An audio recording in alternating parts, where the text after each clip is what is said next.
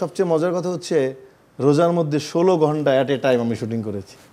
বাহ। এবং ইফতারি করেছি, ওর নাচছি, আবার সেহরির সময় সেহরি করেছি, রোজাটা ভাঙিনি অ্যাট এ টাইম। এবং যে ধরনের মানে ড্রেস পরা ছিল, ওগুলো গায়ে এতভাবে বিচ্ছিল, তারপরও গরম, অনেক কষ্টের জিনিস কিন্তু এই গানটা। আমার অভিজ্ঞতা থেকে একটা কথা বলবো যে মানুষ বিভিন্নভাবে জায়েদ ভাইকে তার দিগবাজির জন্য মানুষ পছন্দ করে, বা তার গান গাওয়ার জন্য, তিনি তার সুন্দর উপস্থাপনার জন্য।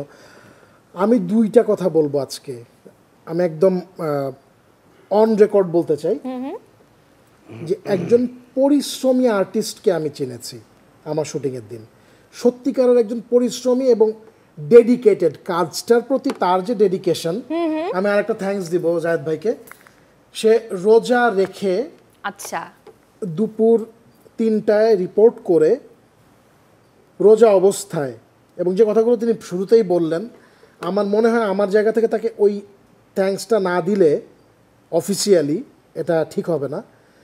যে শ্রমটা এবং ডেডিকেশনটা তিনি দিয়েছিলেন না ওই দিন, আই ওয়াজ সারপ্রাইজড। এবং যখন ইফতার করতে তিনি উঠছেন, ইফতারের ওই সময়টুকু আবার শুরু, এবং সারা রাত কাজ করে আমরা 8:30 9টার দিকে জায়েদ ভাইয়ের ছুটি হয়। আচ্ছা, ইফতারের পরে তিনি পরের ব্রেকটা নিয়েছিলেন, মাঝখানে মনে হয় একটা ছোট্ট ব্রেক ছিল, 5-7 মিনিটের একটা ব্রেক ছিল, তারপরে সেহরির জন্য একটা ব্রেক ছিল। সো এই 16-17 ঘন্টার সময়ের মধ্যে এতটুকু সময় সে ব্রেক নিয়েছে। কস্টিউম চেঞ্জের একটা ব্রেক ছিল, কস্টিউম চেঞ্জের ব্রেকটা বেসিক্যালি ইফতারের পরেই মনে হয় কস্টিউম পরে হয়েছিল। সো তার ডেডিকেশন, এবং আরেকটা ব্যাপার, উনি খুব দ্রুত কিন্তু মুভ ক্যাচ করে ফেলে, খুব দ্রুত। আচ্ছা, একদম মনে হয় কি উনি বর্ন আর্টিস্ট। আর আরেকটা ব্যাপার আমাকে অবশ্যই বলতে হবে, তার